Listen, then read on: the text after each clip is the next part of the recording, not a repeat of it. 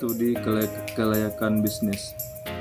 Adapun pembahasan studi kelayakan bisnis ada 3, yaitu pengertian bisnis, pengertian proyek, pengertian kelayakan.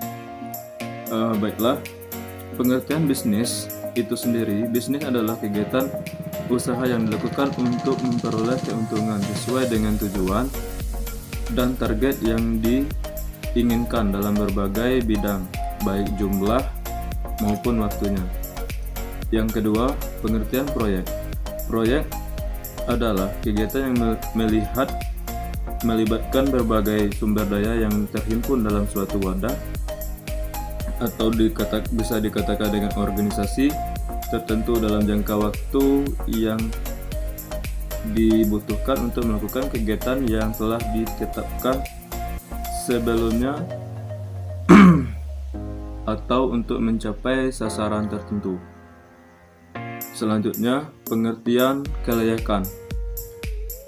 Adapun kelayakan, studi kelayakan juga sering disebut dengan feasibility study, merupakan bahan pertimbangan dalam mengambil suatu keputusan apakah menerima atau menolak dari suatu gagasan usaha proyek yang direncanakan. Mungkin itu saja. Selanjutnya diteruskan oleh teman saya dari kelompok 1. Terima kasih. 5. Aspek sumber daya manusia. Aspek sumber daya manusia merupakan aspek penting yang perlu dianalisis. 6. Studi aspek manajemen. Studi aspek manajemen dilaksanakan dengan 2 macam.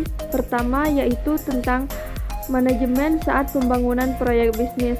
Kedua, manajemen saat bisnis dioperasionalkan secara rutin. 7. Aspek keuangan. Aspek keuangan antara lain adalah perhitungan perkiraan jumlah dana yang diperlukan untuk keperluan modal awal dan untuk pengadaan harta tetap proyek. 8. Aspek persaingan dan lingkungan eksternal lainnya.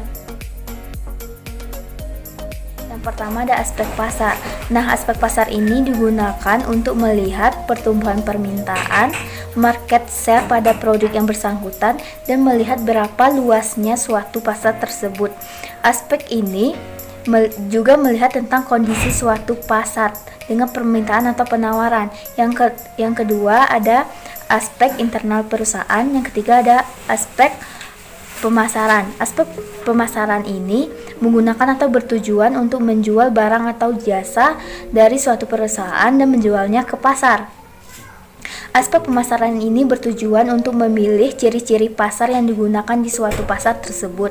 Yang ketiga ada aspek teknologi atau teknis. Aspek ini digunakan untuk menata cara